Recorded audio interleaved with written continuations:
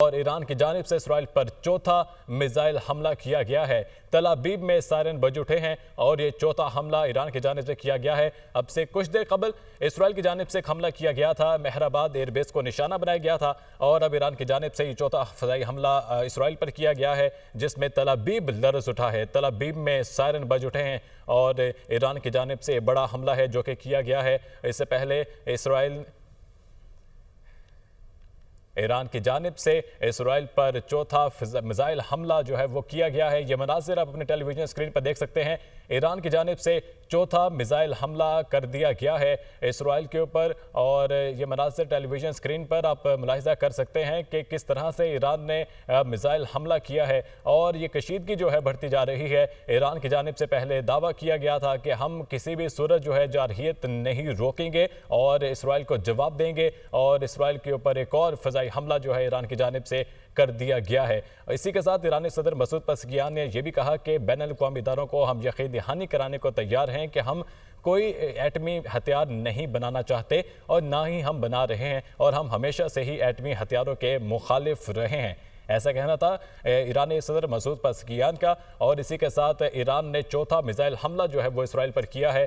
तल अवीव के अंदर सायरन बज उठे हैं और तल अवीव के अंदर एमरजेंसी की सूरत हाल जो है नाफिज कर दी गई है। ईरान की जानिब से हमलों का सिलसिला जारी है और इसी हमलों के तनाज़ुर में चौथा मिसाइल हमला जो है ईरान की जानिब से इसराइल पर कर दिया गया है। ईरान की तरफ से पहले 150 मिसाइल दागे गए, एक बड़ा हमला था और इन्हीं हमलों की एक कड़ी है जिसके तनाज़ुर में अब ईरान की जानिब से चौथा मिसाइल हमला तल अवीव पर किया गया है। तल अवीव में सायरन बज उठे हैं।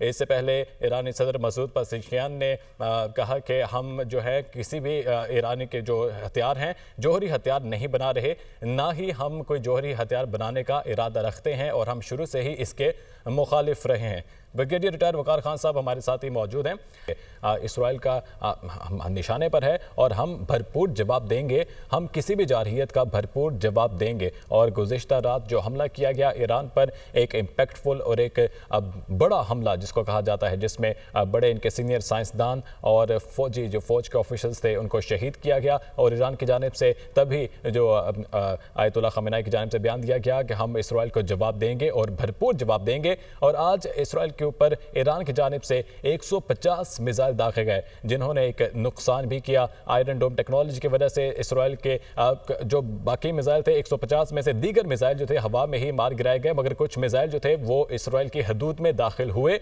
और नुकसान भी पहुंचाया। और ये फैसले जो थे और ये जो हमले जो थे वो जारी थे और इन्हीं हमलों के तनाज़ुर में चौथा हमला जो है वो ईरान की जानिब से किया गया है इसराइल पर। और ये देखना यह है कि अब खबरें मौसूल होंगी, इतलात मौसूल होंगी आलमी मीडिया की जानिब से कि कितना नुकसान जो है वो इसराइल को पहुंचा है। और ये मनाजिर आप टेलीविजन स्क्रीन पर देख सकते हैं। इसराइल के ऊपर हमले जारी हैं ईरान की जानिब से। ईरान अपनी तरफ से पूरी कोशिश कर रहा है और भरपूर तरीके से इसराइल को जवाब दे रहा है, इसराइल पर हमले कर रहा है। ईरान की जानिब से हमलों का सिलसिला जारी है और ये चौथा फ़िज़ाई हमला है जो कि ईरान की जानिब से कर दिया गया है। इसराइली फ़ौजी अड्डों को निशाना बनाया जा रहा है, इसराइली एयरबेसिस को निशाना बनाया जा रहा है और ईरान अपने हदफ को निशाना बनाने के लिए पुराज़म है और ईरान की जानिब से अपने अहदाफ को निशाना बनाया भी जा रहा है। 150 अहदाफ को निशाना बनाया है, ऐसा दावा किया जा रहा है ईरानी मीडिया की जानिब से। और इसराइली तैयारी की खातून पायलट जो हैं वो भी गिरफ्तार हो गई हैं और पिछले हमले में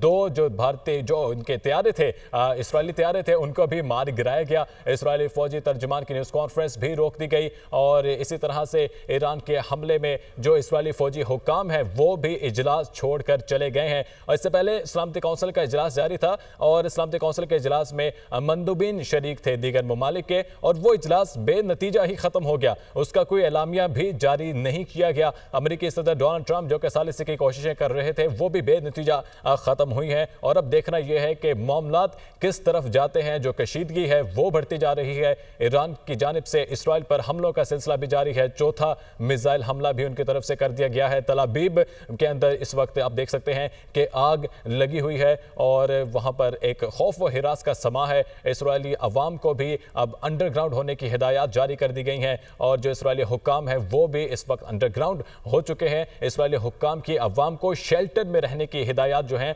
वो दी गई हैं और जो फ़ज़ाई हमले हैं वो जारी हैं ईरान की जानिब से। ईरान अपनी तरफ से भरपूर हमले कर रहा है, अपनी जारहियत दिखा रहा है और ईरान की जानिब से जो दावा किया गया था वो उस पर पूरा उतरते हुए हमले कर रहा है इसराइल पर। इसराइली वज़ीर-ए-आज़म नेतन्याहू ने कुछ देर कबल बयान दिया कि ईरान को हम नहीं छोड़ेंगे और ईरान को वो जवाब देंगे जो वो सोच भी नहीं सकता। वक़ार खान ब्रिगेडियर रिटायर्ड हमारे साथ ही मौजूद हैं, हमारा राब्ता बहाल हुआ है, हम गुफ्तगू अपनी जारी रखेंगे। वक़ार खान साहब, अब जिस तरह से चौथा मिसाइल हमला भी ईरान की जानिब से कर दिया गया है, हालात कशीदगी की तरफ बढ़ रहे हैं, दूसरी जानिब सलामती कौंसिल का जो इजलास था वो भी बेनतीजा ही ख़त्म हो गया। अब क्या लग रहा है कि मामलात जो हैं वो अब सेटल होते तो नज़र नहीं आ रहे? बात को ऐसे शुरू करेंगे। अभी थोड़ा वेस्टर्न मीडिया को मैं देख रहा था, बीबीसी फर्स्ट टाइम एक्नॉलेज कर रहा है कि Iran range missiles on Israel. पहले ये लोग कहा करते थे जी चेक हो गए और 10% थे, तो range of missiles on Israel का फिर मतलब एक्नॉलेजमेंट है कि वाकई मिसाइलों की बारिश ही है। और जिस तरह बात हो रही थी, देखें अगर एयर डिफेंस सिस्टम लीडनेस है ईरान की या एयरफोर्स नहीं, तो ये आई थिंक बड़ी जबरदस्त स्ट्रेटजी है कि आप दूसरी साइड के फिर एयर बेसिस को इतना न्यूट्रलाइज कर देंगे वहां से फिर फ्लाइंग ही ना हो सके। और अगर ये फोर्थ अटैक है तो मुझे वही लग रहा है कि this is a maximalist position. इसके अंदर जो ईरान के पास हाइपरसोनिक सिस्टम्स हैं, ड्रोन वॉरफेयर है, साफ है। अगर आप जो उनका मैं देख रहा था जो इनका डोम सिस्टम है, किसी ने कमेंट किया इस पर, वेस्टर्न कमेंटेटर ने, कि पहले घंटे में $1 अरब के हथियार फायर करने पड़े इसराइल को to defend against this hypersonic system. Look at the cost, यानी $1 बिलियन जो है वो 60 मिनट्स में ही फारिग हो गया। बिकॉज साफ है उसकी कोई अनलिमिटेड सप्लाई तो नहीं होगी, जितना मर्जी आप स्टॉक कर ले। फिर आई थिंक ईरान के पास कुछ इंफॉर्मेशन है, पिछले दिनों आपने देखा होगा कि एक लीक हुई थी कि they have acquired the proper positioning of nuclear sites हैं, स्टोरेज साइट्स हैं। तो अगर लेट्स से 500 मिसाइल भी हाइपोथेटिकली मान लिए जाएं कि फायर हुए हैं या रास्ते में हैं, तो इसका मतलब है 500 टारगेट, और इसमें से अगर 50% hit, I would give it to let's say जो फतह 1 सिस्टम है उसकी कैपेबिलिटी है। तो इसका मतलब है कि बाय एंड लार्ज तमाम बेसिस, तमाम मिसाइल स्टोरेज साइट्स और जो डोम सिस्टम है इटसेल्फ, इंक्लूडिंग जो मिनिस्ट्री ऑफ डिफेंस की बिल्डिंग होगी या उनके भी let's say political military leadership के हेडक्वार्टर्स है। दैट्स व्हाई जो खबर है नेतन्याहू की, काफ़ी सारे रशियन ने एक बड़ा I think authenticated social media group उनका जी, वहाँ से माल्टा की तरफ उसका जहाज जो शाम को निकल गया था। बिकॉज न्यू इट के अभी जो शहादतें हुई हैं ईरान में, उसमें टॉप लीडरशिप को उड़ाया जाएगा इसराइल। तो मेरे ख्याल में it's I would say it's a strategy जिसको सीखना चाहिए। अगर ये इस तरीके से जो खबरें आ रही हैं, वेस्टर्न मीडिया भी इसमें एक्नॉलेज कर रहा है, तो अगर यूएन सिक्योरिटी काउंसिल में चीज़ें आगे नहीं चली, डिस्पाइट के देखें अल्टीमेटली 3 बंदे तो उनके बैठे हुए हैं, फ्रांस, ब्रिटानिया और अमेरिका है जिनका अपना एक वेट है। लेकिन अगर वो चीज़ें उस तरीके से नहीं चली, तो बाय एंड लार्ज अगर गल्फ से भी वैसे स्टांस लिया, पाकिस्तान वहाँ पे बैठा हुआ है, चाइना है, रशिया है कि जी ये बेसिकली एग्रेशन जो है खत्म होना चाहिए, तो इसका मतलब है कि इसराइल को ज़्यादा दाल नहीं गिली। तो अभी मे भी अर्ली मॉर्निंग या डैमेज असेसमेंट जब होगी तो पता चलेगा कि कितना नुकसान हुआ है। जितना मर्जी हाइड कर ले इसराइल जो है, लेकिन अगर वेस्टर्न मीडिया कह रहा है मिसाइलों की बारिश, तो फिर ये बारिश ही है। और मेरे ख्याल में इसराइल जो है वो रीथिंक करनी चाहिए। अगर आपने खत्ते में सर्वाइव करना है तो फिर इस तरह की आई थिंक जो हटदर्मी है, और फिर अल्टीमेटली देखें फ़लस्तीनियों का खून भी है जो हज़ारों की तादाद में एक दायवा पॉलिसी के तहत इसराइल ने हमेशा जेनोसाइड किया। This is part of Ben Gurion strategy शुरू से ही, कि जब भी इनकी एक प्यार और जवानों की आप अटैक करें, इनको ख़त्म करें, बिकॉज डेमोग्राफिकली फ़लस्तीनी हमेशा ज़्यादा रहेंगे, तो ये एक पॉलिसी रही है। तो जितना आई थिंक जुल्म हुआ है, मेरे ख्याल में फ़लस्तीनियों का जो खून है उसका भी साग चुकाने का टाइम है। तो अभी लेट्स सी चीज़ें किस तरफ जाती हैं। अगर आई थिंक इसराइल डिटर्मिनेड, ईरान डिटर्मिनेड रहता है, अपने पाँव पे खड़ा रहता है और ये एक रात कॉन्टिन्यूस असॉल्ट करता है, तो मेरे ख्याल में चीज़ें बेहतरी की तरफ जा सकती हैं। वकार खान साहब, अब चूँकि मामला तो कशीदगी की तरफ बढ़ते जा रहे हैं और जिस तरह से हमला अब ईरान की जानिब से दोबारा से इसराइल पर कर दिया गया है, तो लग नहीं रहा कि अब इसराइल भी चुप बैठेगा। इसराइल भी यकीनन इसके रद्द-ए-अमल में ईरान पर हमला करेगा। तो जिस तरह से टारगेटेड अटैक से उनकी हाई लीडरशिप को जिस तरह से शहीद किया गया गुज़िश्ता रोज़, तो अब मोस्ट प्रॉबेबली उनकी जानिब से, इसराइल की जानिब से ईरान पर हमला किया जाएगा। और लग नहीं रहा कि Iran for a longer period of time अगर इस जंग को रोक सकता है, इस जंग को कर सकता है, तो अल्टीमेटली जो दीगर स्टेट्स हैं उनको भी इसमें कूदना पड़ेगा। तो अब आपको क्या लग रहा है कि अगर दूसरी स्टेट्स साथ मिलती हैं जैसे शाम, सीरिया, लीबिया वगैरह, तो ये वर्ल्ड वॉर 3 कहें इसको? जी, अगर तो इसमें पावर प्ले देखें तो अमेरिका की तो डेफिनेटली इनडायरेक्ट इन्वॉल्वमेंट है। लास्ट टाइम भी आप देखें जब इवन हमास का अटैक हुआ था, उसमें डेल्टा फोर्स भी आई थी और उसमें ब्रिटिश इंटेलिजेंस और इनके ग्रुप जो थे, इनकी जो बेसिकली बरतानिया की स्पेशल सर्विसेज, ये लोग भी माल्टा आए हुए थे। और वहाँ से काफी लॉजिस्टिक्स भी और वेपन सिस्टम भी। तो बाय एंड लार्ज तो अगर मॉरल सपोर्ट देखी जाए, मिलिट्री सपोर्ट देखी जाए, असला तो वो तो ऑलरेडी शामिल है। फिर सर्वेलेंस सिस्टम्स हैं, अभी जब डिफेंस भी होता है, आपने देखा है एयर स्पेस में ये लोग एक दूसरे की मदद करते हैं।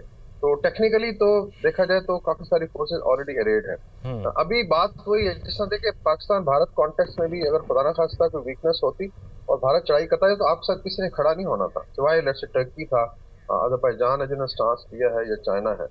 बिकॉज जो कहते हैं डिफीट का basically, defeat is an orphan, और जो विक्ट्री होती है उसके 100 बेटे होते हैं। तो उस लिहाज से I think Iran has learned it कि अगर वो मैक्सिमस पोजीशन नहीं लेते और अग्रेसिव स्टांस नहीं लेते, तो फिर जो है चीजें उनके ऊपर आएंगी। लेकिन in case they are able to neutralise, तो फिर अगर इसराइल की कैपेबिलिटी डेंट हो जाती है और सुबह पता चलेगा कि अगर एयर बेसिस से पार्शली भी इफेक्ट हुए, वहां से फ्लाइंग नहीं हो सकती। इसराइल के पास नहीं, फ्लेक्सिबिलिटी नहीं है, 5-6 बेसिस के अलावा वो अभी समुद्र से तो जहाज नहीं उड़ा सकते, तो डोंट हैव एयरक्राफ्ट कैरियर्स।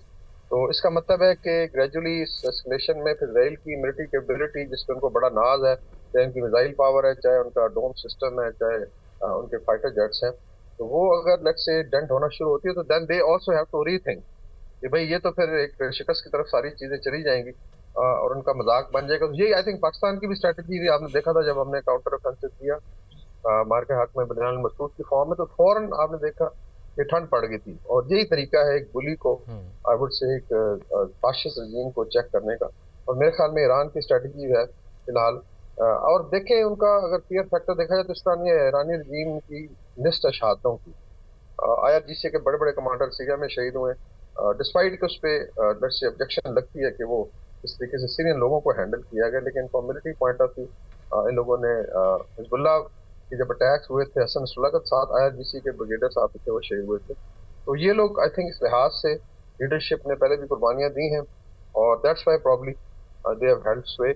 और उम्मीद की जाती है कि अगर वो साबित कदम रहते हैं, तो शायद यही वजह होगी कि फिर चीजें डीएस्केलेट हों और वेस्ट को भी ख्याल आए कि इसराइल को हम्म। इतनी मार पड़ चुकी है कि दे हैव टू बेसिकली। हाँ, अगर इसमें अमेरिका को ड्रैग कर लिया जाता है, तो फिर एक सही सिचुएशन क्रिएट हो सकती है। But it will all depend on के इजरायली मिलिट्री कैपेबिलिटी को कितना डेंट किया जाए। सर, इसको वादा हक सोम का नाम दिया गया है ईरान की जानिब से, तो क्या इसके पीछे हिस्ट्री है दोइम एंड अव्वल की? जी, मैं तो खैर अभी, चूंकि अभी आपने नाम लिया, but definitely it's related to a promise, और हक के साथ जो है, अगर उसका हम्म। ट्रांसलेट किया जाए पर्शियन में, तो most probably it's related to, क्योंकि पहले दो स्कर्मिश हो चुकी हैं, तो ये फिर तीसरी बैटल है। और बात वही है कि इस I would say generational war है, कम से कम पिछले 15 साल से हम देख रहे हैं। और दैट्स वाई जब कहा जाता है जी कि भारत का अमन हो गया है और चीजें डीएस्केलेट होगी, ये जब भी इनको मौका मिलेगा ये चढ़ दौड़ेंगे। So that's why you have to be ready, that's why conventional deterrence आपकी इन प्लेस होनी चाहिए। और इसमें पाकिस्तान डिस्प्ले की आवाम ने आई थिंक बहुत बड़ा मैसेज दिया। तो आई एम श्योर ईरान में भी यही फीलिंग है। और बाय एंड लार्ज जो अली खमेनाई जो है लीडर है, उनकी बड़ी फॉलोइंग है, और लोग बड़ा बिलीव करते हैं, और जिस तरीके से उन्होंने आई थिंक एड्रेस किया आज, तो मेरे ख्याल में एक डिटर्मिनेशन है कि ईरान जो है, they will not basically take it lying down, और they will take the fight to the end. Sir, इस वक्त ईरान के पास कितने एयर बेसेस हैं जो कि ऑपरेशनल हैं, और क्या उनकी एयरफोर्स है इतनी कैपेबल कि किसी तरह से जो है फ़ज़ाई अपनी दिफा कर सके और किस तरह से मार कर सके? जी, ईरान का अगर ज्योग्राफी देखें तो वो मैंने कहा इसके कुछ उनके पास प्रैक्टिकल एडवांटेजेस भी हैं। ईरान का जो एरिया है almost double than Pakistan, look at the geography जो है। हम्म। फिर इसके अलावा ये माउंटेनस है, इसको डायरेक्टली अटैक करना बड़ा मुश्किल है। फिर आ जाता है एयरफोर्स में, तो डेफिनेटली वीकनेस है, बिकॉज सैंक्शन की वजह से एयरफोर्स बना ही नहीं सकते। पुराने जहाज हैं, शायद टॉम कैट्स हैं, जो अमेरिका के शाह ईरान के टाइम के F-14 या 15 हैं, उनको कोई हम्म। रिफिट करके कुछ जहाज उन्होंने लिए हैं लेट्स से रशिया से, और उनको भी आप देखें तो प्रिजर्व रखते हैं फॉर द लास्ट फाइट। और कोशिश करते हैं कि डायरेक्ट एंगेजमेंट हो। फिर आई थिंक जो स्टैंड ऑफ वेपन सिस्टम है ईरान के पास, शायद मुझे शक है। लेकिन उनके एयर बेसिस काफ़ी डिस्पर्स हैं। अब ऊपर से अगर शुरू हो जाए, अलग से तब्रेज़ है, फिर आप नीचे आ जाएँ, इसमें खुरमशहर है, उसके अलावा जो है फिर गल्फ़ के कोस्ट के साथ-साथ जितने भी बड़े नेवल बेसिस हैं वहाँ पे तेहरान है। आप इस तरह ईस्ट में सिस्तान और बलूचिस्तान में है, और नॉर्थ में आप चले जाएँ अज़रबैजान वाली साइड पे, तो काफ़ी डिस्पर्स्ड है। ईरानियन मिलिट्री कैपेबिलिटी जो है सेम, लेकिन आई थिंक जो इनका सेंटर ऑफ ग्रेविटी जो है, जो मिलिट्री का है, वो दैट इज़ मिसाइल पावर। और मिसाइल्स के भी जो साइलोज़ हैं वो बेशुमार जगह हैं। देखें, अगर सिर्फ हाइपरसोनिक सिस्टम्स अगर 1000-1200 तो साफ ज़ाहिर है इनकी कम से कम 300-400 हाइडिंग प्लेसेस होंगी। फिर ये मोबाइल लॉन्चर्स हैं जो मूव करते हैं। जैसे आपने अपना पता सिस्टम देखा, इसमें शूट एंड स्कूट कहते हैं कि बेसिकली आप शूट करके फौरन लोकेशन चेंज करके then you go to another place. तो उसमें आई एम श्योर ईरान ने अपना अरेंजमेंट किया हुआ। फिर इनकी एक नेवल वुड से ठीक है। सबमरीन है, 18-19 सबमरीन है। जी। तो उस लिहाज से मिलिट्री पावर तो है, लेकिन main centre of gravity still remains the missile power, और हर तरह की इसमें